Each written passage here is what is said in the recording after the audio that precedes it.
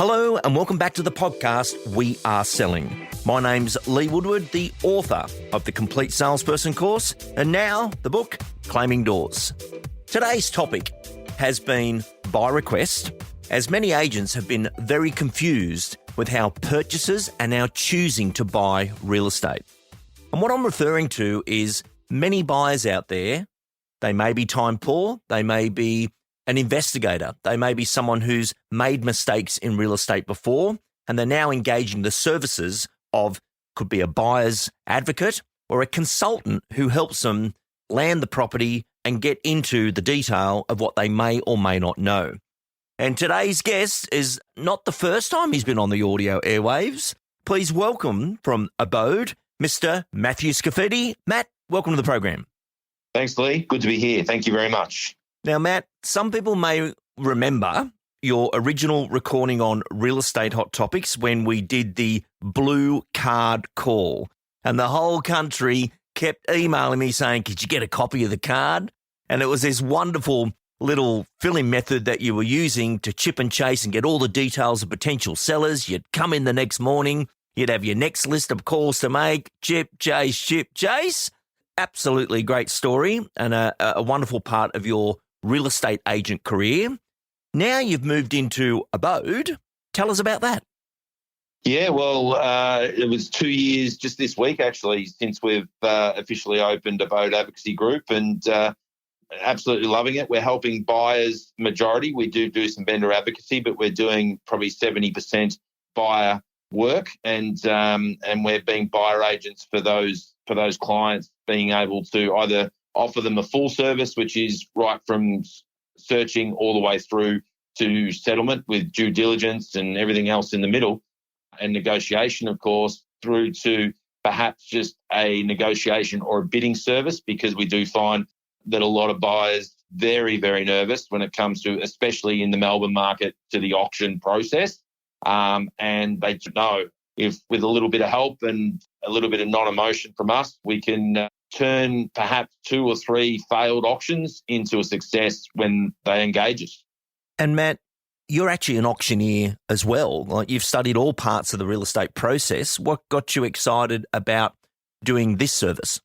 So someone asked me that the other day, Lee, and the answer was very simple, is that as a real estate agent, you're employed to be a deal maker as such. On the buyer agent side, we're employed to potentially be a deal breaker. And that means that, we probably say no to more properties than we say yes to, simply because there's so much due diligence that needs to go into purchasing a property. And it's frightening. I heard a number the other day that over 80% of purchasers in Australia don't act well, probably not in Brisbane, etc., where that has to be done. But in Melbourne, 80% plus of people don't even get a building and pest inspection when they buy a property. And that's the first step of due diligence. So the great thing is, everything that I've learned over my 15-year selling career, I can now help be, I suppose, an industry insider a little bit for the buyers and help them through this very daunting, very scary process that they see as buying their biggest asset in the world. And to be able to help them with that, and the trust that we see with the buyers that we're dealing with and the clients we're dealing with, is absolutely amazing, and tells you as a sales agent how much you weren't trusted and how much information wasn't shared with you from the buying sides. We're just loving that clarity, I suppose, and that transparency with the client and the buyer agent relationship. Bring in the glass box over the house, the transparency, and people don't know what they don't know. And even for myself, I've got to get my head around this. And then there was this incredible lady who I know very, very well. She's a business coach. And we were just chatting about something else one day. She goes, I just bought a property and I used a buying service to do it. And I said, really? Why did you do that? She goes, I didn't want to make a mistake. And it was just clarity for me because, Matt, I didn't know enough about it. Hence, I love doing interviews like this to find out more about it and how the agents can best embrace it, because a lot of people don't know what they don't know. Yeah. And in her situation, because I know her so well, was like, so tell me, take me through the steps. What did you do? And it was just so interesting to see her view of one, I don't want to miss out on a property for something I don't know. And what if there's something wrong with it and I missed it? So I was quite happy to pay. And I think she paid a fee of $15,000, whatever that system was. And she purchased it. Yep. But I always thought it was interstate people or overseas people that would engage someone like yourself to, offer this service. But it's a lot of local people using your service.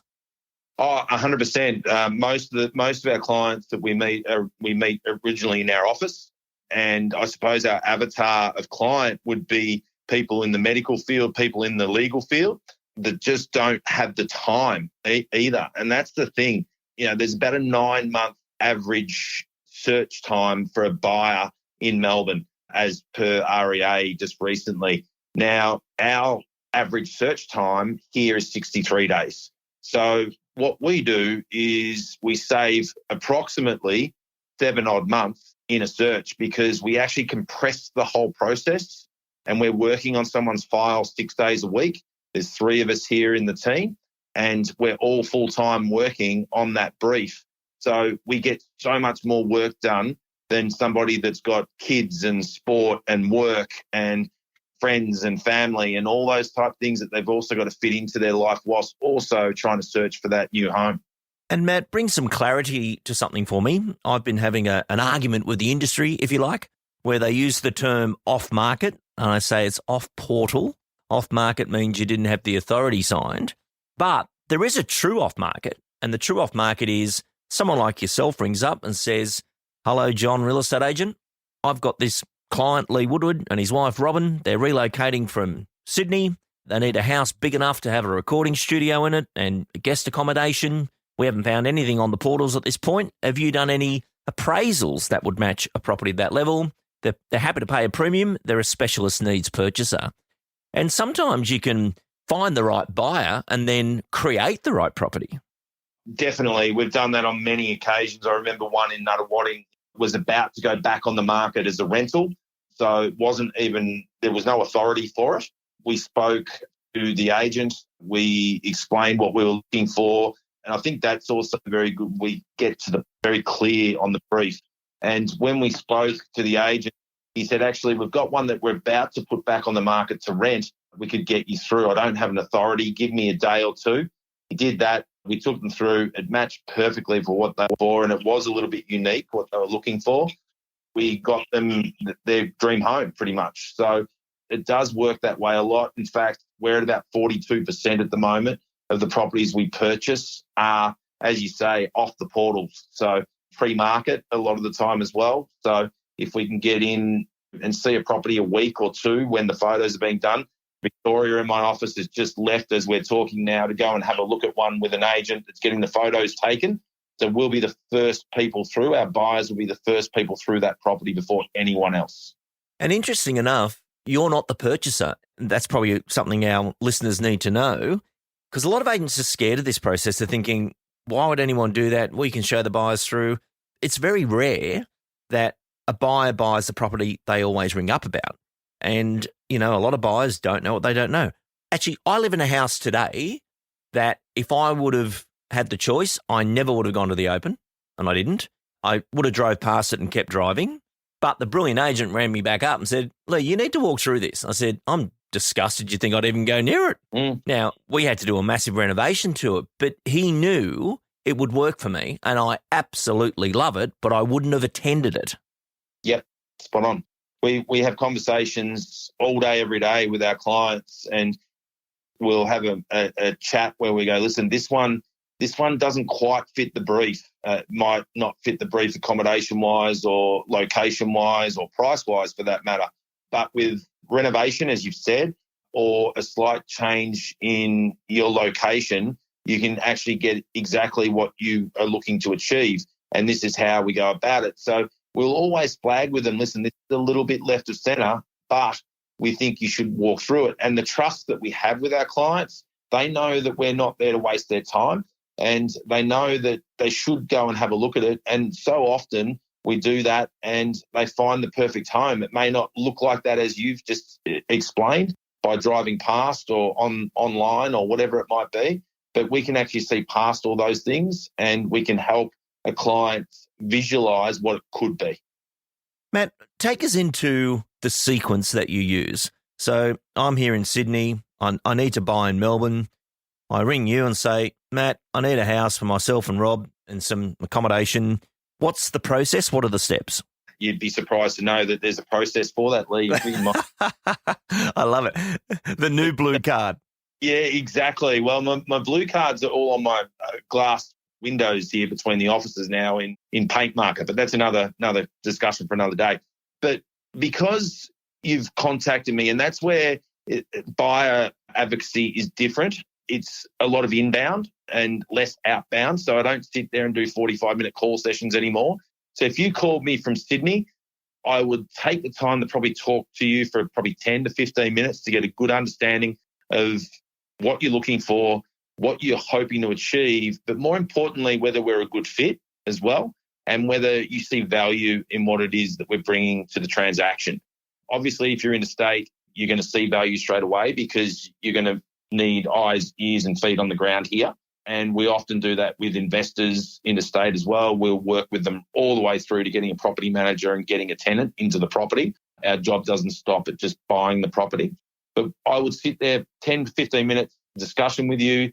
The next step would be being that you're interstate, would be to book a Zoom meeting for you and Robin, because one thing that I've learnt very, very quickly is that there is never just one decision maker. There is two. Often even with children, et cetera, there might be three or four.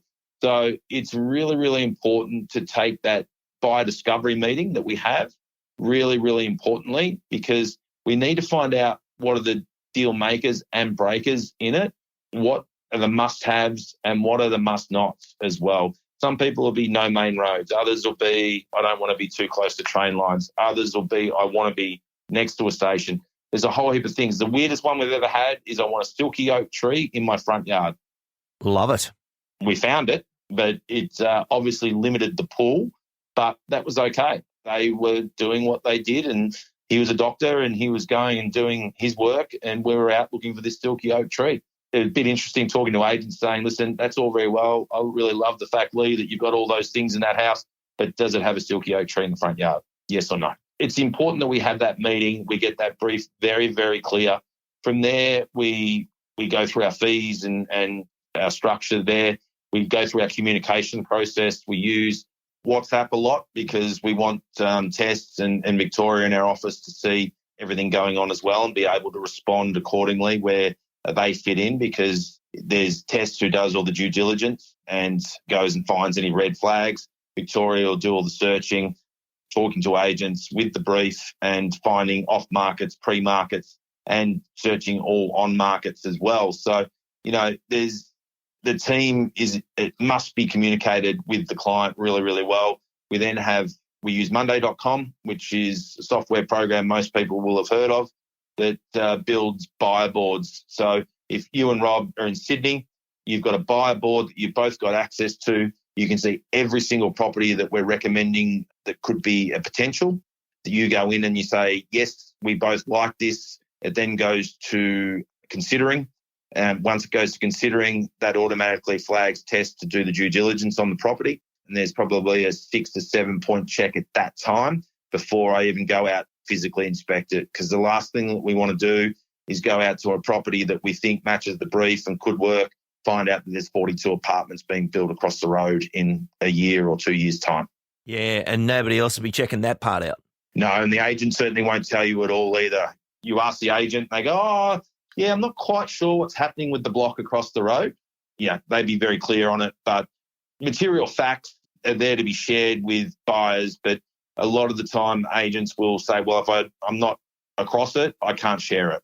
Our job is to make sure that we are across everything, because unlike the sales agent side of things can come back to us in 6 months, 12 months, 2 years' time if we've missed something along the way. And what's some of the big things you found that did stop the deal going ahead and save the purchaser? Yeah, tunnels going under the house. That was a big one. No one wants to live above a tunnel. That was one that we found, that 42 apartment one that we just spoke about then. That was somebody that was looking for a lot of privacy and a lot of quiet and peace. So that certainly wasn't going to work either. We found walls that are just absolutely saturated. in building and pest inspections. Generally, where we've been appointed just to bid at auction, even if we're bidding at auction, we will always do our due diligence and we'll always physically inspect the home. When we walked through that one, I could smell it, there was water, that there was leaks. I used my moisture reader that I've just bought from Bunnings, and that's a good first telltale, and that was going through the roof. We got our building and pest inspector in. Those clients ended up not bidding at that auction at all based on our findings, and we ended up buying them a much better home in a much better location at a better price elsewhere. So there's some big things that can ruin a deal. Absolutely fantastic. And I think you're bringing a lot of clarity here. How can the agent best work with you? Yeah, actually, I was talking to some agents just earlier today, and I said to them, listen, your level of service increases if you work with us in the sense of, for example, you have an auction this Saturday, you have 5 bidders, 4 of those bidders miss out. And if you as the agent, go to 4 of those bidders and say, listen, I'll put you in touch with a buyer's agent. His name's Matt. He'll get in contact with you. And hopefully the next time that you come along to bid, you can be successful and secure it. Would that be okay? I reckon out of the 4 people that have just missed out and are heartbroken, I reckon at least 3 of them will say, yeah, that'll be fine. I ring the 3 on Monday. I say to them, Lee, you missed out on Saturday, unfortunately. And John feels terrible about that and asked me to give you a call to see if we can be of any help. And from there, it's like, wow, John, what an agent. Like, yes, we missed out, because how many agents call the underbidders the next week or the next day? They don't. A lot of the time they move on. Whereas this service allows for, and it's not just me, but it could be any buyer's agent that you build a relationship with, then just follows on and helps that person succeed the next time. So the thing being, I suppose, from there, Lee, is that you can actually help your clients more, because as an agent, you can only show clients properties that are listed in your office. You can't show them anything else. Your competitors aren't really going to help you too much. So with a buyer's agent, we are independent. We're not on anyone's side or against anybody.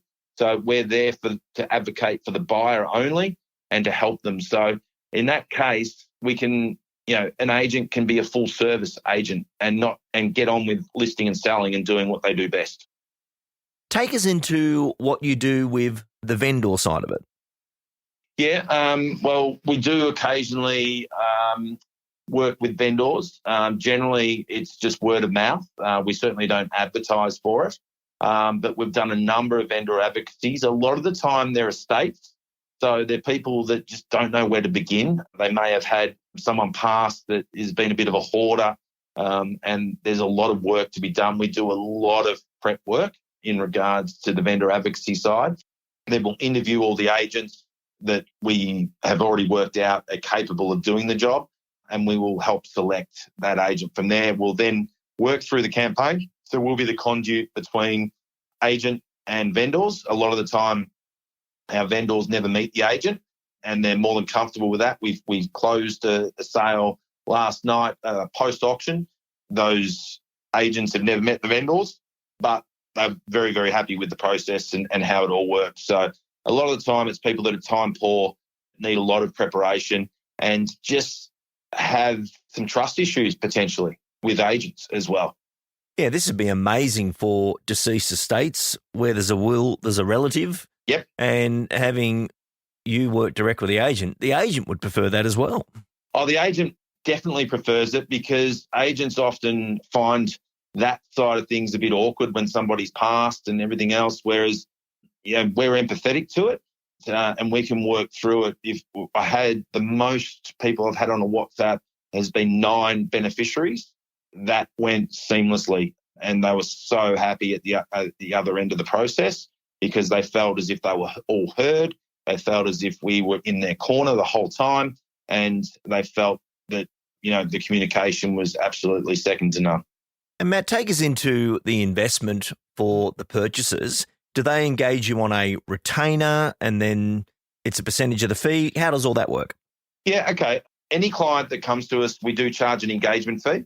The simple answer to that, when people say, an agent would say, really? Go, yeah, well, we're not agents. We don't work for commission. We work for a fee. And we need to have some of that fee paid up front because we've got things to cover and all that type thing. We do have a set fee structure. For example, I can share that our minimum fee is $13,200 inclusive of GST, and that's any purchase up to $700,000. That's a lot of first home buyers, many investors. We charge them the $3,000 as an engagement, and then we charge them the $10,200 on successful completion of the project.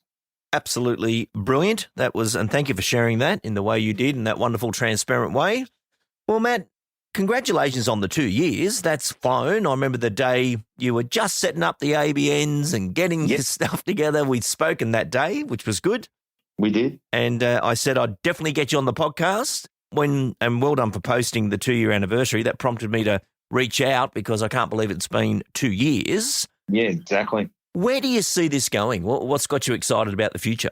I'm massively excited, Lee, in the sense of there was a report back in 2021 from the NAB Bank saying that 3% of properties in that year had been purchased from buyers agents. They were forecasting by 2025 it would be 20%. I heard a stat the other day that we're at 16% already this year.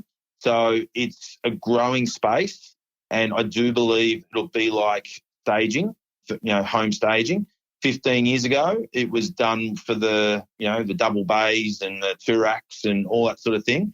But now, if you're a 2-bedroom unit somewhere, you still get staged. And I think that what will happen going forward is that people will be represented. I always use the analogy, if you were being sued by somebody, you would never go to the lawyer that was suing you and say, hey, could you please represent me as well? Because it would be a massive conflict of interest for that lawyer. Similar when we're talking about sales agents, because many of them do a great job at helping buyers, but ultimately they're there for the vendor. And we always say that we're there for our client, we're there on their side the whole way through. You look at America and we often follow that process. Most transactions have two sides. It has the buyer's represented, the seller's represented. The good thing about that as well is agents do love the fact that they don't need to explain real estate vernacular to us. They don't need to go. We can cut through a lot of that stuff and we can get to the point very quickly. We're there to try and buy a property. They're there to try and sell one. Their vendor wants to sell. Our buyer wants to buy. And as long as the due diligence has all been completed and we're not overpaying for the property, we're there to get something done. Matt, final question, and this has been such an excellent interview. As a top professional real estate agent, and you came through our original super coaching program, complete salesperson course. You learned everything. You were a part of it. You contributed enormously back to the industry by sharing the blue card story. You also appeared on Just Calls. What have you learned most as a neutral professional now from being an auctioneering listing agent and selling property with an EBU to what you're doing now? What's been your greatest learns? Oh, listen, I think that the greatest learn for me has been that a lot of what I have learned in the sales side of real estate can be transferred, but needs to be modified for the buyer advocacy space. And I've also learned that I can be 100% authentically myself now. And I do feel that sometimes in the real estate space, there's expectations in what you say, what you wear, what you drive, what you do, all those things. Whereas I can be as authentic. I've bought properties for clients, in sportwear and all that sort of stuff. They really, really appreciate the effort that you put in and the time that you put in. Whereas I feel on the real estate agent side, I think a lot of the public see the flash and the money and everything else, and they just think that, well, we can just take advantage of you. We can call you on Sunday. We can do all those things. Whereas in this space, I've come across to, I think I've done one appointment past 6 o'clock with a client since, unless I'm getting something bought, since I've started. So people are very respective of your time and the effort that you put in for them. Absolutely fantastic. Matthew Scafidi, Abode, congratulations, 2 years into it, and we'd like for you to return back to the program in the future and keep us involved with your space. That'd be awesome, Lee. Love to help at any time, as always. Thank you for joining us. Appreciate it.